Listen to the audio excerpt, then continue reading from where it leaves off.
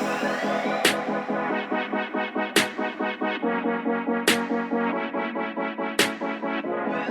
hey, welcome to the X Podcast. You are listening in, and my name is Russ Moore, sitting across the table from co-host Tim Moore.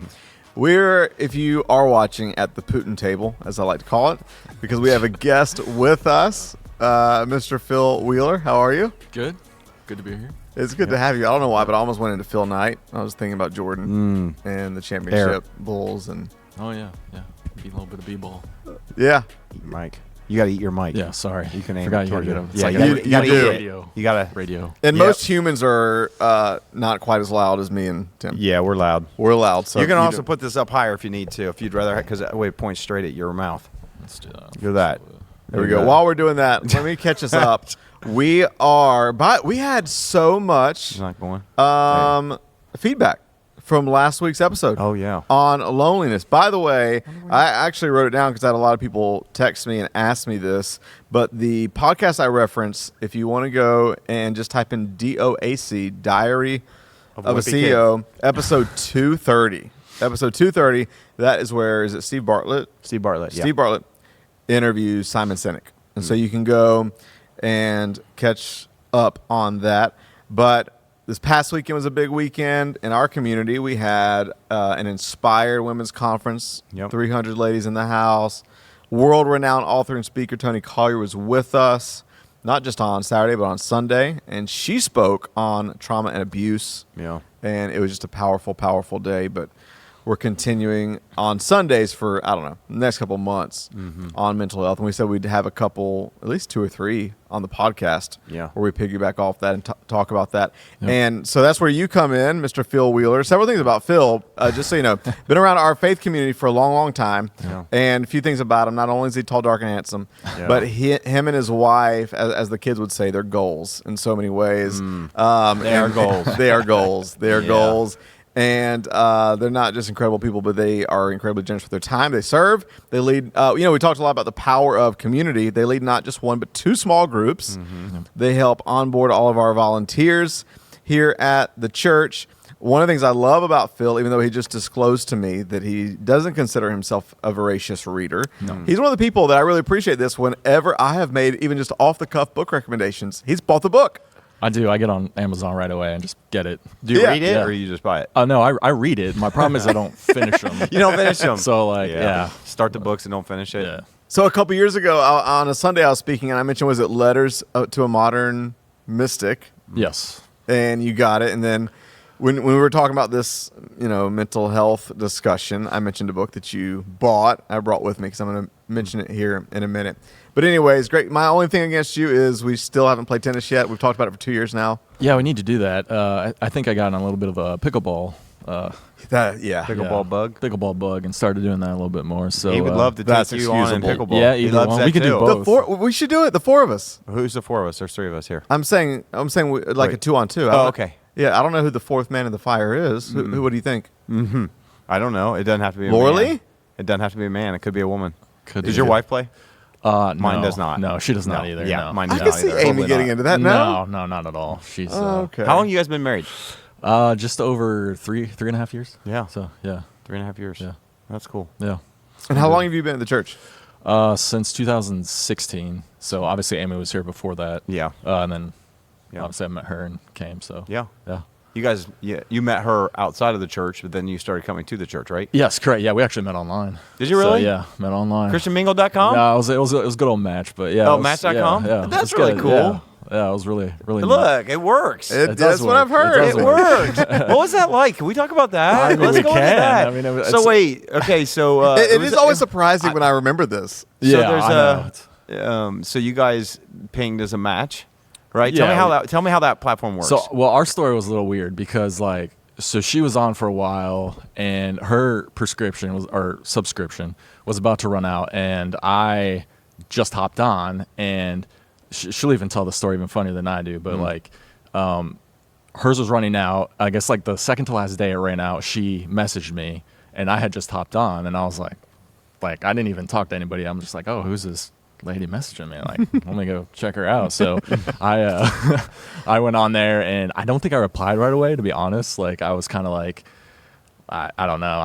I'm gonna be the one that initiates, conversation. So I didn't even respond back. Male chauvinist type of. Yeah, I got you. So I got to be the one to initiate this, right, or whatnot. So I think I waited a little bit, and then like it was like a month or two, and I finally responded. Waited a month? Yeah, it was like a month. And her subscription, if it had run out, so you would have never gotten married. Right. Man, You would have never ended up This here. is over You a wouldn't matter be of at this $30. table. Yeah. this is fate, God, or serendipity one. I mean, this is a Yeah. rom-com I love waiting it. to be written. Somehow I messaged her, and Yeah. she was able to reply back, and then Really? the rest is history. But Wow. What was your first date like? we went to, where'd we go? What was your first line? I think we went to Brio. I think it was pretty. Oh, Brio? baller, yeah. Okay. It was a good little. Yeah. Good little In dinner. Easton? Did you guys Yeah, at Easton, yeah. did you It was guys good. message back and forth for a little bit first? Like, did you do the whole get to know We each other did, digitally? Yeah, we did actually. We were texting back and forth, and then she was going on the mission trip to Mexico. Yeah. So she's like, "I'm going to be out this, next week and a half. Don't know how much we'll be able to converse back and forth." So then, like, I called her like right away, and we talked for like an hour, and then Wow. we had that like week and a half where we didn't really communicate, and then she came back, and we You guys went out. won it. What was it like when you first saw her in person? Did you like, oh, okay, that's exactly what I imagined, or? Yeah. I mean, I always laugh because she's like, her first words to me, "Well, you're tall," and I'm like, "But you're short." Yeah, that was the first thing he said. You're tall. You're short. Yeah. You guys are. Yeah. Like, she's We're- short. Yeah. She's like 4'3". Yeah, she's tiny. And no, she's not that short. What is she? A little over 5 foot? 5 foot. She's pretty short. And you're tall. You're Yeah. like 6'8", 6'9". No, not quite that tall, but Oh, we exaggerate everything Up on the there. podcast. We do. just so you It know. was- yeah, it's Especially- important. That's like Russ's favorite thing to do. I mean, only So, when it's obvious. what are you about, 6'4"? What did you say? 6'3". 6'3"? 6'3", yeah. Yeah, so you guys got about a foot in between you at least Yeah. in height. Yeah, So, it was a little bit there. oh, that's cool. Yeah. What a cool story. Love Yeah. story. They met and Yeah. There we go. oh, I love it. Well, that's not why we had you on here, but, Yeah, no. But- I like learning things like that. I had no idea. Yeah. You didn't know that? No, I didn't know that's how they met. Yeah. That's That's awesome. cool line. The rest is history. Yeah, it is. The rest is history. Okay, so let's dive right into it. You had shot me a text. We're talking through this series and mental health, and I didn't realize you had a story. And it's interesting. I was talking with Zach, one of the other guys that's on our team, and he was like, "Phil has a story with mental health," and Yeah. which I know, we've been talking about in this series. We all are on a journey with our mental health, but for you, it was substantial. It was pretty substantial, and from what I'm gathering, it started early. Like early on, you noticed some things that were off, or okay, Yep. something's not right. Walk us through that. Yeah. So, I mean, really, it kind of started when I was about, I'd say 9 or 10 years old. I started to have ritualistic behaviors and like repetitions and really fixations, I would call them, on certain objects or events. And at first, it starts. So what are kind some of- examples? So an example would be like every time I left my bedroom and I flipped off the light switch, like I couldn't just flip it off once, had to do it 3 times. Or when I left the bathroom, getting ready in the morning, everything had to be sitting a certain way, had to look perfect, had to be like, okay, this is it, and then I'm good, and then I can leave and walk out. If I didn't flip the light switch 3 times, or I didn't feel like everything was kind of set up perfectly, I would have like massive amounts of anxiety. Really? And it was debilitating. Like at first, like when you're that young and you don't even know what's going on, you're just trying to understand what's happening. But as I got further along with it, and thank goodness for my sister, who she was kind of like my voice of reason, because while I was kind of going through that, I didn't really know how to interpret it. And eventually later it became worse and worse to where I was spending not just a minute or two trying to work that out in my head, but it was becoming like 10 minutes Really? and then 15 minutes and then 30 minutes. Yeah. Like just sitting there in your own head trying to work something out. Really? Yeah, and it was pretty draining, I would say, to go through that. And as I got up into high school, eventually it was. Did you did you have any? I mean, during this time, did you have any language for this? Did you like? What were your thoughts on? Did you notice enough to be like, okay, something's I don't know, something's wrong, and I don't know how to explain it? Would you talk to your friends about it, family? No, and that's part of what I'm dealing with, and what I can talk about is this kind of just happens like within your own personal space, and you don't really, like my sister was the only one that really I talked to about it, because, she's the only one that kind of understood where I was coming from. Whereas, it's too embarrassing and shameful to, just to tell your friends that, hey, I'm stuck in this space. I don't know what I'm doing or how to get out of it. Yeah. So.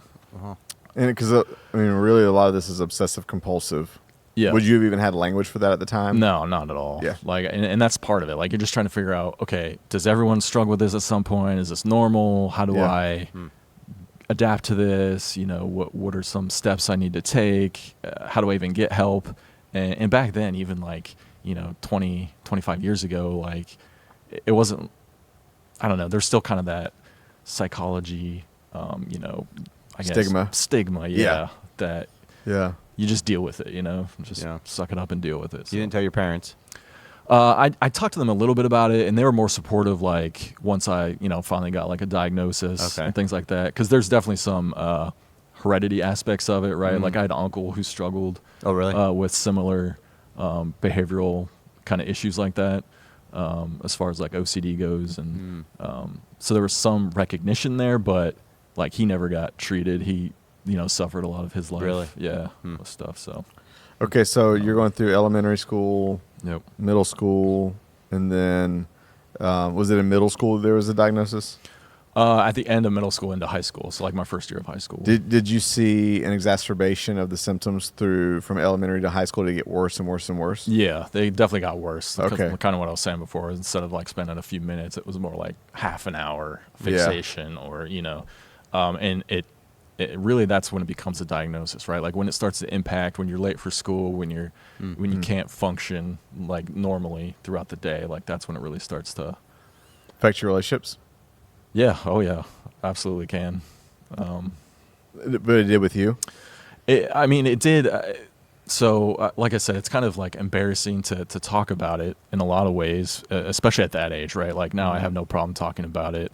But back then it was, if someone like caught you, like you're in the bathroom, like, okay, this is perfect. And then like, what are you doing? Why are you just standing there for the last half hour? That's weird. What are you doing? Yeah. Like, trying to explain that off to, a friend or it can be overwhelming. So how did it affect, just your emotions in general? Emotionally, when you don't kind of act on some of your compulsions, it can lead to extreme anxiety, and then you can get depressed when you're just like, you don't know what to do, you don't know where to turn, you don't know where to go. Yeah. And it can definitely weigh on your soul for sure. Yeah. And that's kind of like, I was dealing with all of that, and it's just a lot to deal with. Like I even had to pull out a sports. I was an avid soccer player, really good soccer player. Wow. And I had to pull out of that, and ironically, I picked up golf after that, which, if you know, is like the worst sport to play if you have nerves. So that was interesting. But golfers, because I play golf too, they have all those special ticks, and everything has to be just perfect before you hit the ball. So I can only imagine. Did you have any OCD behaviors or compulsions that went into your golf game that are still on the there? Course? Do you have any like? Because there's weird. You got the waggle, the feet, the grip, the lifting up and down with the club until you get settled. That's kind of all taught, like, which is interesting. Like in golf, like you see guys with routines. You see guys trying to lock in. So it's like, you do it. So like maybe that part came more naturally to me. I don't know, but I definitely had some. Did it help playing? Like what brought relief? Was it only could you not move on in your head until? This is turned that way, and this is evenly switch is flipped off. Like, could you not move on mentally, or what? And what helped you? Yeah, I in a lot of cases I couldn't in my own space, but a lot of times, like if there was a distraction or someone did come in the room, or if I was in a public space and that happened, it was easier to break. Okay, but yeah, there were many times where I got stuck and. Eventually through, medication, a little bit of therapy. I also got my degree. A lot of people don't know that, but I got my degree in psychology. So that helped a lot with kind of understanding. Did you do that because of it? Aspects of it. Not necessarily. I started off kind of in criminology and political science, and it turned into psychology because I realized politics was driving me nuts. So I kind of got more into psychology. So at the end of this episode, we're going to grill you on some political thoughts. He'd love that. Okay, He but probably would. let's. I don't want to speed too much to this story. So elementary, middle school, and high school, it's getting worse and worse and worse. Did you say high school is when the diagnosis came? Yeah, high school's when the diagnosis came. Okay. So what made you finally go, and what did that feel like to have that? Was it a relief to be like, okay, I have a name for this? Yeah, it definitely was a bit of relief to figure out what was going on. I mean, honestly, I also was diagnosed with asthma at the same time. So it actually started off as me trying to get answers for like a physical issue that I was dealing with, and it kind of led into, she's kind of like, well, I notice you've been, rubbing your fingernails, you're super uptight, she's like, tell me a little bit about your, that side of your thinking. So that's kind of like when it really came out, and it was just a internal medicine doc that kind of helped me pick that out, and like that something was actually deeper that was going on. So that's when I, started to really tackle it, and there was a lot of relief there, I think, because I was like, oh, good, finally, at least I know what's going on now. Yeah. So.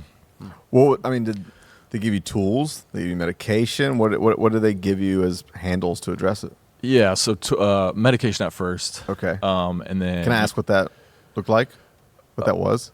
I don't want to say the name of the medication. Okay. But it was a medication that kind of helps, like, at the time to just kind of calm your nerves and like not help you care as much. It just makes you a little bit more like aloof and carefree. Yeah. Because there's different, medications out there. Some are overload, some are just kind of like take your mind off of things. Yeah. So this one's kind of the take my mind off things while you work on the therapy, or kind of getting, Let's stabilize you while we do the work. Right. Yeah. Okay. Yeah. So, and really from, being a psychology major, we know that, the medication with the therapy is what's most, beneficial. Yeah. Especially in a scenario like this. So, that's what I was kind of able to do. Those two. So what were some of the practical therapy they gave you to work on? So, they give you different coping mechanisms. One of the ones that I really used in my scenario, it's called REBT, which is rational emotive behavior therapy. Okay. And it was founded by a psychologist named Albert Ellis. And, a lot of it was replaced because a lot of the OCD tendencies are replacing irrational thoughts with rational ones. So, for example, when you're stuck in your area and you're like, oh, I got to get this perfect, got to get that perfect. It's like, why? Why do you have to get this perfect? Why do you have to get that perfect? And it kind of challenges you to really analyze and replace good thoughts with bad ones, because that's what was like getting me stuck and staying stuck were the bad thoughts. Like, if I don't do this, then this will happen. And it's kind of a weird thing to talk about or say, but it's almost like a superstition. I don't know if you've had a superstition in sports, or if you've had one, but it's the same kind of thing where, like, deep down inside, it has nothing to do with it, but you just feel more comfortable when it's done. Right. Yeah. It's so interesting. Like, I'm not trying to self-focus in this moment, but it's so weird as you describe things. I'm thinking back to my childhood, and I'm reflecting back, wondering if I had some OCD, or maybe even was OCD, because as early as I could remember, almost until I left my house, before I had a faith. I mean, my parents were Christians, went to church, but I didn't have my own faith till I was like, 15 or 16 years old. Right. But every single night I had the same thing. And it was this prayer that was just, to be honest, it was a superstition prayer. And it was the same words over and over again about protecting the home against, I can still remember in my mind, burglars, robbers, murderers, or fire. And keep my parents safe and don't let anything bad happen to their health. And it was like this, and I had to go through it every single night to feel safe. And then I developed the same kind of superstition prayer when I started flying in airplanes that I had for years and years and years. Until, like, I think it's like a year, I probably still do it, honestly, sometimes. And again, I'm all for prayer, but Sound like it. But there's certain moments where I'm like, whoa, that's become a superstition, not a genuine relationship moment. Yeah, that wasn't a relationship moment with God. That was a superstition fear-based. And so it's just so interesting. I'm just thinking out loud, like, I understand completely what you mean, not on your level of like, you feel like if you don't say this thing, and then, oh my gosh, if my worst case scenario fear did happen, Right. then I will know it's my fault. I didn't say this thing. I didn't do this. And I can't find like this inner peace Right. until I do it. Yeah, and that's the problem with it is like you have those thoughts and then somehow it gets negatively reinforced. So the one day I don't flip the light switch, something happens to my dog and now I'm sad and now I'm in that space like, look what I did. And it just gets negatively like reinforced. And it can become debilitating. So for therapy, I always find it interesting. We use words like counseling and therapy, and you know, I think they can be sometimes synonymous. They're sometimes different. I feel like one's more intensive usually or focused than the other. General counseling or therapy, which there was a type of therapy. Is the focus of the therapy for this? And I'm always curious, you know, when you're talking about specific forms of mental health problems, mental illness, was the form of the therapy primarily about getting you to almost think through, like to process why you feel that way? How would you describe the therapy process? Yeah. So, I mean, pretty much you're given like coping mechanisms to help you really address what the problem is. And like the therapist couldn't help me. She could explain to me what I needed to do, but it was myself that actually had to do it in the moment in my thoughts. So she would describe it and tell me like what my thinking needed to be and how I needed to kind of focus on like I said, those positive thoughts in the moment rather than the negative ones. And it wasn't easy to do, and it took many, many years. Which is so interesting because you talk about those neurological pathways being like rewired, like that's 100% what happens. Yeah. But it's like you really have to work at it. Very hard to try and break some of those, you know, pathways and create new ones. It's not always easy. Is it? I excuse the ignorance because I don't know. With something like OCD, is it? What's the physiological construct behind it? Did they get it? Did you get into any of that? Even I'm sure probably not at that age, but as you got older, is there something physiologically wired? I'm going to say wrong, but wired differently in the brain. Like is I always okay. So this is the challenge, even in this series, and we're talking through it. There's always the challenge between what is of the mental, but what is of the brain. Yeah. What is of the mind? What is of the physical brain? Yeah. And is there a connection? Is there research and data? Again, I'm ignorant on this. That OCD is connected to something physiological in the brain.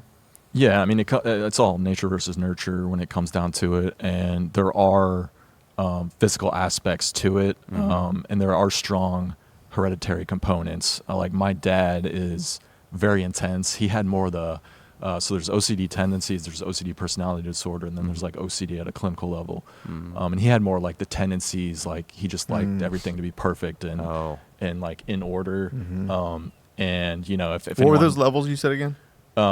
OCD tendencies, OCD personality disorder, and then OCD like at a clinical level, like to where it actually affects your everyday life. So you were at a clinical level. Yeah. What would be the difference between a clinical level and you said personality disorder? Yeah, personality is more kind of like what tendencies or what my dad had, like the more perfectionism, like people who are just like, oh, I fold my socks a certain way, you know, like I like to have it like that. Yeah. But that's a stronger version of, because you said tendencies, personality disorder, and clinical. So the personality disorder would be like a stronger version of just the tendencies. Right. Okay. Right. Okay. And so it could just be like you said, I like we call we always say about my wife, she's like a neat freak. Yeah. You know, but not to the extent that it's disabling. Right. Do you know what I mean? Yeah, it's yeah, like yeah. there's a whole, I like things in order, nice, but don't have to, you know, it reminds me of that movie from a long time ago, Sleeping with the Enemy. I don't know if you guys remember that movie. It's like really old. It's like 20-some years old. It's got famous actors in it, but it says, you know, I think it was Sandra Bullock or one of them. I may be getting that wrong, but she married this guy and then all of a sudden really finds out that he, like, everything has to be in the cabinets, all of the soup cans, the labels have to be facing a certain way, alphabetical order, all the dish towel, then the towels have to be exactly even, and if they're off, he gets mad. And so, I think there are a lot of people that probably like things a certain way. Yep. But I think a big difference you'd say to the clinical is it literally impacts your life every single day. That if it is not, you literally can't function. You can't move on. Yeah, it's that debilitation piece. Yeah. That makes it really difficult to move forward. Mm-hmm. Yeah. So it's fascinating. You're saying kind of the whole arguments about nature versus nurture, but I guess I understand. I mean, they play off each other too. So you can be around that the whole time, and it can really, especially as your brain's forming. So I understand this, and it would begin to build those kind of pathways for that kind of thinking. Yep. In your brain, right? Yep. So, and then you also have the nature aspect, which I don't know if have they proven any kind of connections to hereditary traits of OCD or anything? I don't know like any specific studies I could reference, but I mean, like I mentioned, like I know my uncle had it, my dad has components of it, and I was told that there is like a hereditary But set for it. Isn't every form of any kind of mental disorder hereditary? I think there's the difference between having a genetic disposition to it in your biology versus where that's probably not sure is how much of the environment of growing up with someone who had OCD tendencies that actually formed and created a more clinical version of it. So I think the question I was asking, I just didn't know if you had researched it, is there actual data that says that this genetic marker will end up, that you have that same genetic marker, you're going to be predisposed to it? I'm just saying, even if you didn't grow up, like what if you had a father that had this, but the father was never around, and you grew up in an environment without someone with those tendencies, would you still potentially develop them just because you have a hereditary trait that you received from your father, not the nurturing environment that was created from those tendencies? Does that make sense? Yeah, no, it makes perfect sense. And I like watching my son grow up, like he doesn't know, like I haven't sat down and told him like, oh, I struggled with OCD, he's just turned 13, but I was definitely keeping a close eye, like as he got older, and I'm watching him as he got in that like 10 to 12 times frame. Like, are you like check on him, make sure he wasn't doing anything, because that's the thing about OCD too, is you can hide it very well. Yeah, I'm sure you can. And that's what I just keep a close eye on him, making sure that he wasn't battling with any of the same stuff. So you're diagnosed. Yeah. Eventually, you're going to go and switch majors and major in psychology. Where in your journey? I don't even know this. Where did faith intersect in your journey? Yeah. Just even on a personal level, and then how did that intersect with your mental health journey? Yeah. So I mean, faith has always been a part of my life. Like since I've been young, raised in a Christian home, went to private schools. Ad nauseum, I just had all of the faith and church guidance around me growing up. So going through this, it's interesting you mentioned that, because, I think one of the questions you have, and whether this is a physical impairment or mental that you're dealing with, you always have the question of, why God, why'd you make me like this? Yeah. Why did you give me this? What's the purpose of it? So there were points where I really struggled with that, trying to understand the why and why not someone else? Why me? Why can't I be like the rest of my friends and just go out and have a good time, instead of sitting at home dealing with this? So, I think I really probably struggled with that bit of it the most from a spiritual aspect. Yeah. Where, how do you process that now? After, I don't want to say being alive for as long as I've been alive. Well, how long have you been alive? I don't want to specify that. Like now in your 60s, sitting Yeah, across from right. someone in their 30s, someone in their 80s, what would you? Okay. Yeah, I think Well, you did drop it was 25 years, and then it started when you were 9 or 10. Yeah. So I can do a little bit of math. And assume you're about 35. Yeah, a little older than that. But Okay. Yeah. All right. Yeah. Well, good. Hey, we'll go with 35. Yeah, that's good. I'll take 35. I'm 38, and he's 39. So I mean, we're all right. We're all right in that same group together. So you this are is good. aging like Clooney, though, which is just very admirable. I don't know. I would say. Yeah, I would say so. All right. So, how do you process all that now? Not to jump too far ahead, but I think through some of the therapy too, you realize this, that you're not, because it is there's a control aspect to it, and you realize you're not as in control as you think you are. Bad things happen to good people, bad things happen to bad people. good things happen to bad people. You know, Yeah. like it's there's not always a rhyme or reason. Sometimes things just happen. Yeah. And As the writer of Proverbs says, the rain falls on the righteous and the wicked. right. So Right. And things then- happen to everybody. Yeah, and then growing up in the church, like, I had moments where, we had elders come over and anoint me with oil or pray over Yeah. me, and that was all good. But, then I would always get, 1 Peter 5:7, cast all your cares on the Lord, for Yeah. He cares about you, thrown in my face. But it's like, okay, I get that. I grew up, all the salty books, all the, good stuff. But how do I put that into practice? How do I How execute do you practically do that? Yeah. So that's. I think the that's part been a that- big issue. I think it was one of the reasons why I think it's good that we're talking about it, even in a faith context like we are at church on Sunday, is that there's been a lot, I've seen through my years, of a lot of ignorance when people of faith don't actually embrace what we can learn from our psychology, what we learn from sciences, what we learn from medicine. I think there's a place for faith and there's a place for understanding psychology. And I think that there's been sometimes an ignorance where we've just kind of slap spiritual prescriptions on things that maybe, need therapy. Yeah. And, and we've talked about this. There's people battling with all different forms of mental illness that the answer isn't, yes, I believe that God can heal it, but a lot of times it's people, there's therapy, there's medicines, there's things like that can move toward health.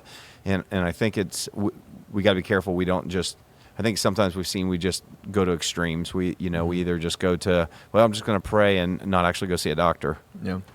Yeah. Which can be kind of irresponsible. You can go, I always picture that joke, but or it's like, I'm praying for God to do something, and He doesn't. And it's like, well, how about the one doctor that I sent your way? What about this? You didn't go to the answer that I was trying to provide potentially. So you had a moment where it's like, come pray to get better. And my guess is it didn't get better Right. in that moment. Right, and that's a lot of what happens is, I even prayed that prayer too, right? Like, I just wanted God to snap His fingers and have it go away. Yeah. But, I was taught a lot, I think, by going through and leaning on Him, which is really one of the things that I think completely healed me from it, even to this day, because when you're going through irrational motive behavior therapy and they're telling you, okay, just replace good thoughts with bad thoughts, right? Not good thoughts, like a new driver or a new girlfriend, right? Well, those are all things of the world and they eventually go to waste. Yeah. So that wasn't helping because I would do that. Right. And so I got to a point where I'm like, okay, if I'm going to obsess about anything, it's going to be Jesus. And so, but doing that replaced that goodness with something that was eternal and something that couldn't be broken. So I was able to lean on that more than, just the common good thoughts with material things or things of the world. So That's really good. In kind of an ancient word I feel like you're tapping into is the power of meditation. Yep. And what you're transfixed on is we're becoming whatever we're focused on in life. So I mentioned this to you, this book, and this by the way, Tim, is one of the books I mentioned. Love. I think it'd be great to add to our book of resources. Yeah, I like that It's book. called The Way of the Warriors, I've read all the about book. mental peace, mental health. But Erwin McManus, we quote him a lot. Just a really renowned pastor and author and futurist and artist in LA, but he's a thought leader and talks about when he was growing up, he was disabled by OCD. Yep. Disabled by some mental health issues. And for him, he talked about in this book, one of the things that drove him to madness, near madness, he said it was almost like his thoughts were like raindrops. He would count the raindrops. Wow. And so it was like he couldn't stop, and it drove nearly to madness and all the thoughts in his mind. And the verse that Christians would throw at him was, and you can probably guess it, is take captive every thought to the obedience of Christ. And he's like, but he said, for me, that was like, how do you catch all the raindrops? Yeah. Good point. And so for him, part of his mental construct that helped him, one of the things was looking at it as, look, I can't catch all the raindrops, but I can direct the flow. So I can't catch all the raindrops. I can't do anything about all the thoughts, but I can take charge of where the flow and the focus of my attention is going. Yeah. Yep. And it sounds like a small, like nuanced shift, but it's a big shift when you can make it of, there's nothing I do about all the ping ponging in my mind. And if I just continue to try to catch all the ping pongs, I'm playing on defense, number one. Yeah. Number two, I'm just going to drive myself mad. But if instead I just say, no, the ping pong is going to come, but what I can do is shift and fix my eyes somewhere, fix my focus somewhere, fix the direction. I can move my thoughts in a certain direction. Yeah. I can change I think he would probably say something epic, like I can change the clouds. Like I can change the direction of the rain clouds. Yeah. And so I'm curious, so when you talk about practical steps you took, it sounds like number one is meditation almost. I don't know if you would have used that word, Right. but you're focusing. It's not just, I'm not going to think these thoughts, but I'm going to replace them with something, Right. which is a powerful concept. But then you combine that powerful concept with, you're not just replacing them with anything, Right. you're replacing them with truth. I think of Psalm 1, the person who meditates day and night will be like the person planted by the streams, and they'll bear fruit. And then there's all this promise when you meditate on something like God's word. So you're meditating on Jesus, on the word of God. What else? What other practical steps were you taking? I mean, I was definitely getting in the word more, because that was helping me. We just talked about this in our small group. Like, one of the ways God talks to you the most is through his word and through his scripture. And especially growing up younger, when you're 15 to 20, you're not in the Bible as much, unless you're a new Christian and getting in there. So I had to make a conscious effort, not just to read, but to dive in and understand what I was reading. Because I think I was just, people are like, especially the Christian church too, they're just read your Bible, And I think diving in and focusing on that, on what I was actually learning, going to different resources, different people, talking to them about those topics helped significantly. So that was one. Yeah. Being more open about it too, just with my family, helping me, kind of go through it and recognizing what it was, helped out as well. So, So you said that you don't have these tendencies anymore? no, like it's always with you. So Okay. I will say that, like, there's always, there can be moments where the thought might cross your mind again, but it's so easily turned or refocused, like you said, that it's not an issue for me anymore.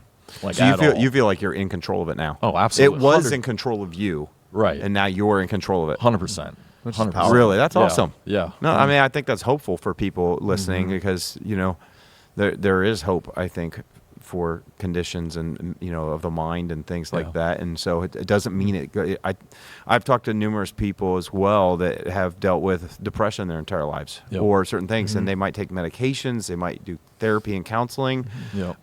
and it's not like that they don't have those thoughts. It's not that they don't maybe struggle and maybe can tell when they're going it, but I think they have the tools to kind of walk through that and kind of get to the other side instead of losing the battle, Yeah. so Yeah. to speak. And so it sounds like you've really come through pretty significantly Yeah. in this. And I feel like people can get stuck in that I'm never going to get better mindset. And then it just compiles again and again, Yeah. over and over.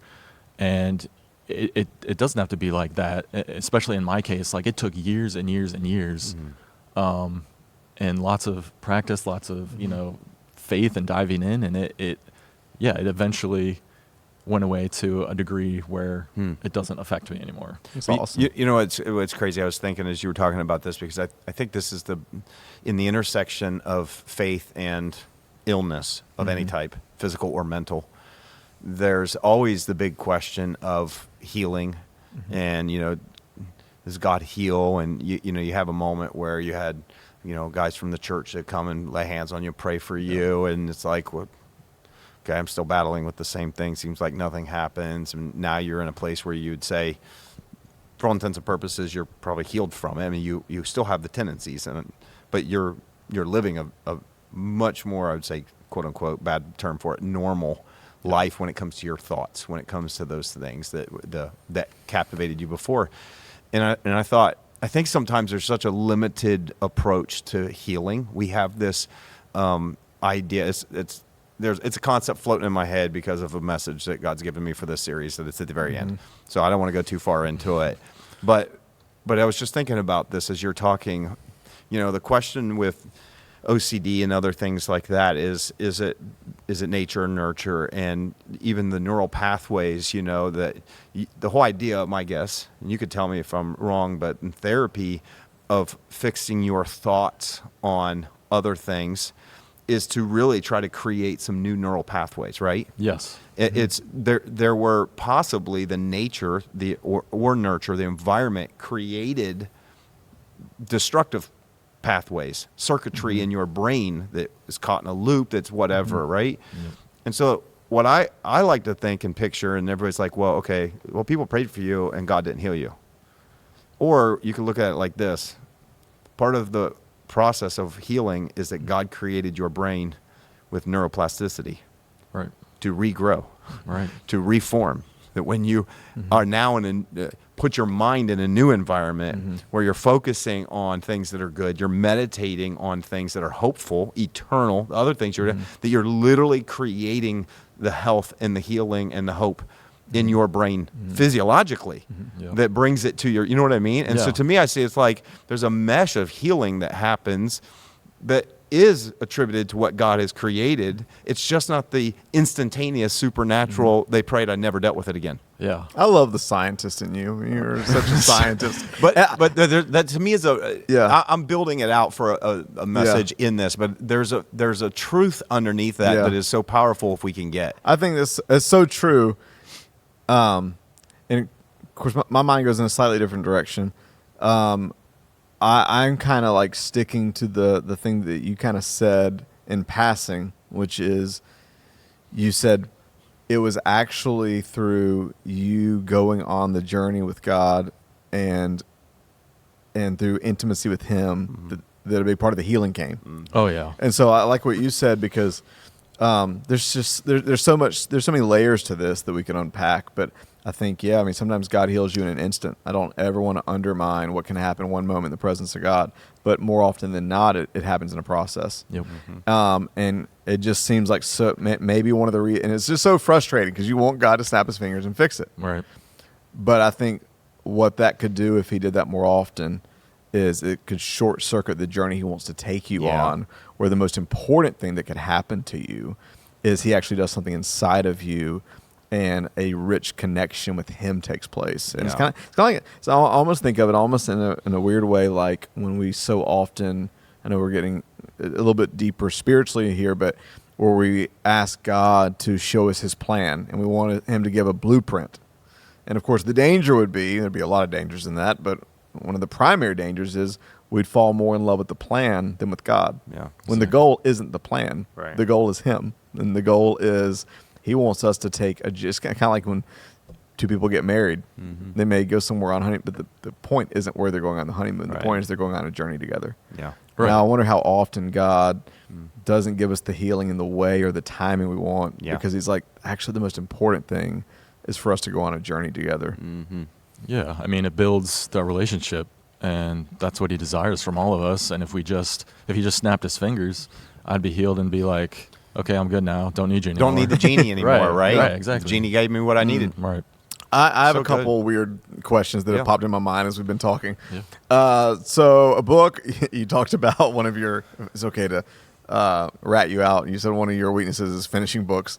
Right. Oh, yeah. So me too, actually. I got my own stack of unfinished books. One of them that I've slowly been hacking through the last year is Malcolm Gladwell's David and Goliath. It's fascinating. But he just really goes, really not through a faith framework, even though the title sounds like it, but it's more just talking about a lot of psychological concepts and personal development concepts. And he builds the case that so many times what we would call a weakness, if we would view it differently, is actually a super strength. And throughout the book, he actually goes into different mental disorders. And in one part of the book, disproportionately talks about autism and how a lot of the great leaders and people that spurred on movements and CEOs are on the spectrum with autism, and they found a way to leverage it as their superpower. Yep. So my weird question is, with OCD, do you view it as, okay, so this was something that's disabling my life, I found mastery over it, it's over there now, and yeah, it's still there, but I've learned how to master it? Or has there been a part of it that you viewed of, okay, I know how to leverage this as a superpower? Is there a part of because I think it's interesting. It's just an interesting philosophy to me to think about the weaknesses in our lives and how they can be leveraged into strengths. Yeah. Have you ever viewed your OCD struggle that way? I'm just curious. As a strength, I don't think I've necessarily viewed it in that regard at all. Okay. I mean, it definitely gives me ability to talk to others that struggle with those same kind of thoughts and concepts, but I haven't really found a way, or to look at it like as a super strength. And I don't know that you should. It's a weird. Yeah. It's just this is where my weird. Some mind people works. with OCD will tell you yes because they're like, Okay. oh, I can get this, and this done, and I have this. Well, that's what I was going to ask you. In my mind, I'm thinking through. I'm like, I wonder if the sunny side instead of the shadow side of OCD. I wonder if the sunny side could actually be an unusual focus. Well, that's Yeah. what I was going to say, because I feel like if I was around getting tested when I was younger, everybody that knew me said I would have absolutely been diagnosed with ADHD. Anybody that knows me, my mind will go from place to place. Like, to stay focused is even still hard for me. I have to do Same. stuff in stints of like a few hours, like even working on message prep and things. I can't do that, sit down all day, because my mind, I go nuts. Yeah. I got to get up and distract myself. So I'm wondering, like, in your life outside of that, do you find yourself able to really stay focused? Obviously, maybe it was a detriment at one point, but do you find that's more natural for you? Like, distractions I think, way further away? yeah, I mean, I've learned most of all where to direct my focus better and easier, to where, it might have been a little bit more complicated on kind of getting lost in the shuffle, what I should actually be focusing on in certain situations. But I feel like I've been able to redirect it like at will now, versus where I would just, there'd be moments where those distractions would happen. So You can stay. Is it something where you can, if you need to stay focused on a project or something around the house to get it done, do you find it hard, or do you find it easy to stay focused on it? no, I find it easier to stay focused on it, for sure.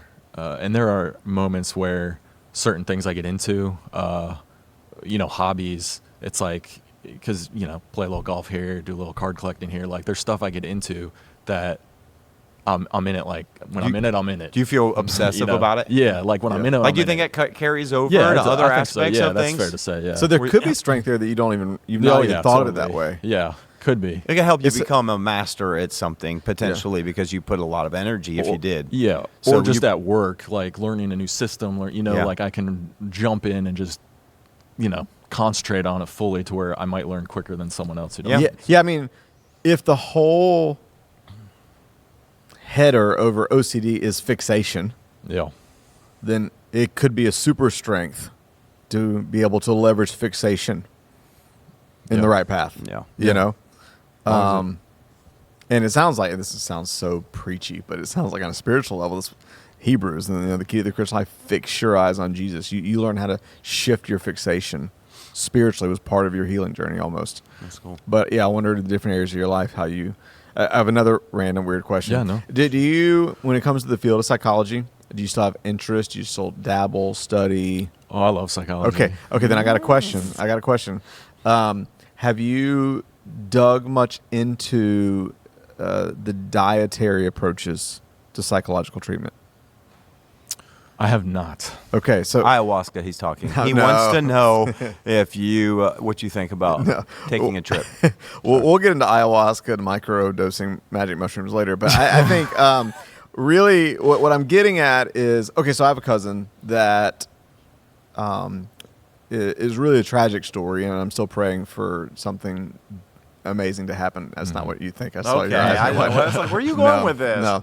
My sister and my mom's niece grew up together, and I mean, and my cousin Amy, she amazing, beautiful, star cheerleader, popular, just normal life, and then around 20 years old had a psychotic break, and schizophrenia, multiple personality disorder, and it's been 25, 30 years later, and it's just a tragic story currently. I'm believing God's going to redeem it, but it's been 25, 30 years of just extreme paranoia, her living in her mom's spare bedroom, never coming out. Okay. I mean, it's really Wow. the reason I bring this up. Yeah. It's because I, at Thanksgiving dinner, was talking to her brother, and we were just talking and just thinking even long term, and just talking about just different things that have been tried. And I last year listened to a podcast on the Tim Ferriss podcast with a guy, I don't know if you heard of him, Dr. Chris Palmer. He's from Harvard. I mean, PhD, so many degrees, and has written multiple books. But he tapped into what he refers to as metabolic psychiatry, and part of the incentive was his mom dealt with mental health, ended up passing, so he dedicated his life to how can we approach this? How can we bring some solutions? Yep. And he stumbled upon someone who had been schizophrenic their whole life, had attempted suicide like 9 times, had been to every doctor, tried every type of treatment. On a whim, randomly went on an extreme ketogenic diet, lost weight, but random sidebar, also completely healed her mental condition. Wow. He hears about this, starts looking into all these other studies, and realizes, oh, this is happening a lot. Ends up stumbling upon hundreds of cases of people who through ketogenic, and he went into all the things I can't remember psychologically and chemically, physiologically, why this has that effect. But apparently there were peer studies dating back 100 years where psychologists were looking into this whole thing of metabolic psychiatry. And then I was just blown away. He started talking about apparently the exact same chemical compound ingredient that is in the medicine through which we treat epilepsy is the same base through which we treat all mental diseases. And so there's this, I guess, movement in modern psychology right now to decompartmentalize all these things that we try to put in neat departments of depression, anxiety, OCD, schizophrenia. And so I guess there's a group of modern psychologists saying, no, these containers aren't as neat as we all thought. And they're arguing there's even some dietary and some chemical compounds that affect them all. Yeah. Wow. That long rambling train of thought. I don't know what to do with that. Have you? Little Debbie's yeah, will it's cause you. interesting. Yeah, I should know if Debbie's you dabbled causes any of that. I remember specifically reading certain studies on food and the way it can impact mental health. There's always been the homeopathic kind of healing aspects, both physical and mental. It's really coming up with something concrete though that people can be based on, because every mental situation is completely different. Sure. So what might work for one schizophrenic might not work for another. Yeah. So it's really more, I'd say, consistency, in having that study that comes out with like, oh, it's mind blowing. You have to start eating this or avoid this. Right. To where it's really impactful. I fully believe that a diet change or shock to the system like that could definitely heal someone. For sure, because if it's a shock to the system, because a lot of mental illnesses are you stuck in your own space, right? It's your mind.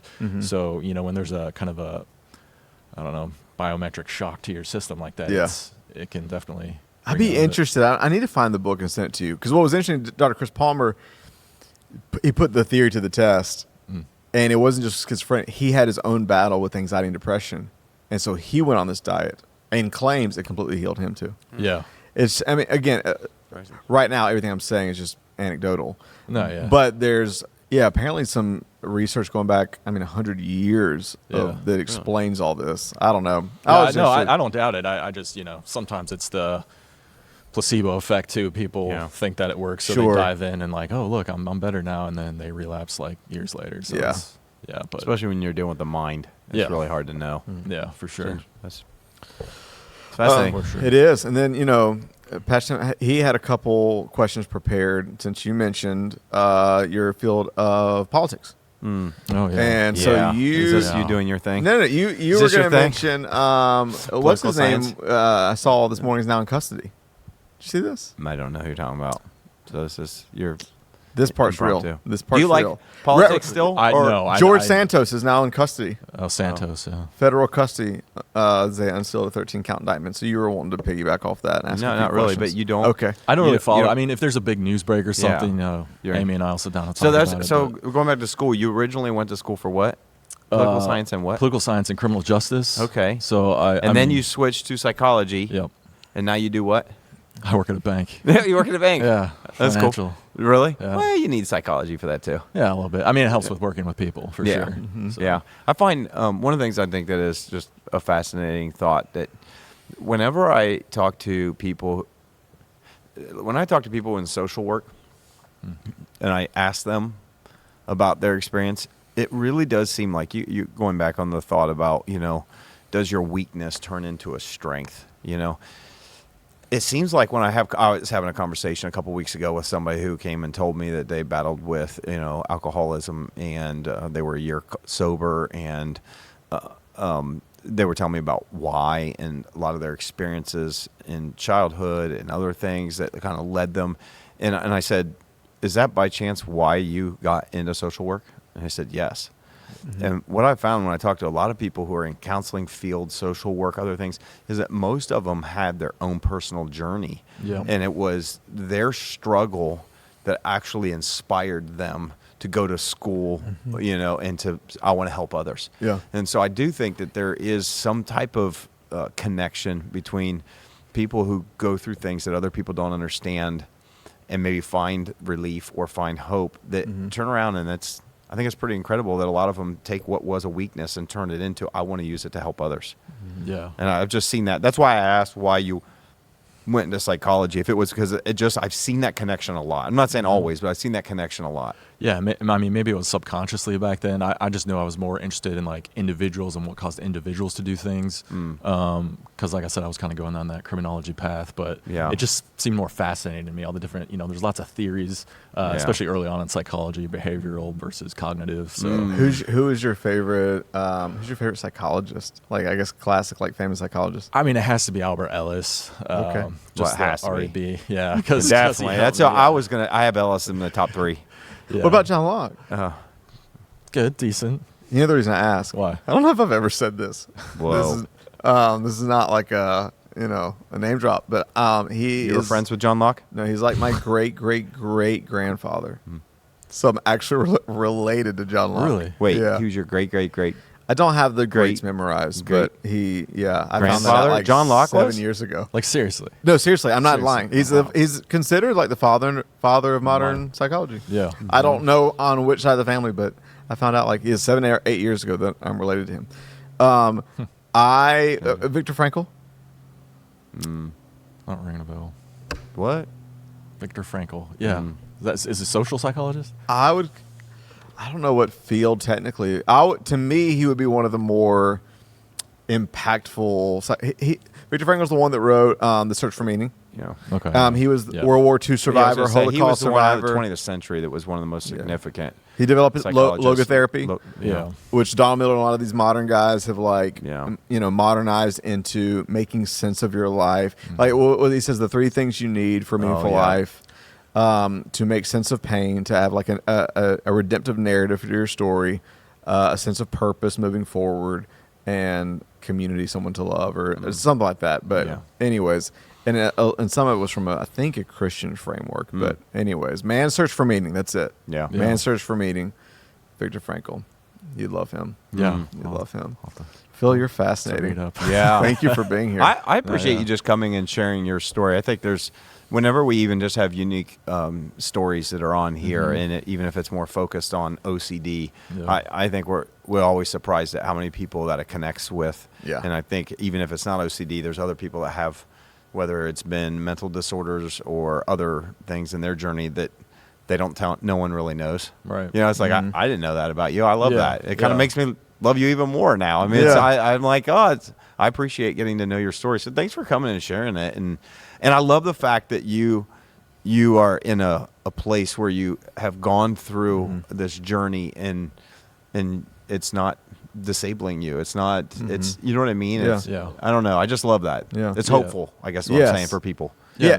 And this may be a cliche way to end, but because of what you've walked through, what would you say to somebody listening or watching that whether it's OCD or maybe some other form of mental struggle? Well, I mean, reaching out and just talking to people about it, getting kind of that level setting with yourself that, I mean, it's like with any addiction too. Like, I have a problem. How do I go about fixing it? Like, just getting out there and talking to people about it, and knowing where to place your focus after that, to start your path of healing, to kind of get to that. Because for the longest time, at least in my situation, like I said, I hid it for a very long time, was very personal about it. And thank goodness for my sister, who helped me she was kind of that stable, voice in my head that helped me kind of like, okay, we need to start looking at this, this, and this. So that's good. Yeah. That's good. Yeah. Well, thanks for being on here. Yeah, no, thanks for having me. It was great being with you. Great talking with you guys. Yeah. Appreciate it. We'll play some racquetball soon. Yeah. Racquetball? We're going to do racquetball now? Racquetball. Dude, I played racquetball when 80s, I was man. in high school. Yeah. I can see that. I did. I played racquetball. My dad was very good at racquetball. And I remember what ended my racquetball career. Oh, yeah? Yeah, you take a racquetball to the middle of your lower back. Oh, Because racquetball is like really tense. Because if you play it correctly, you keep your eyes, you talk about focus, you keep your eyes on the wall in front of you.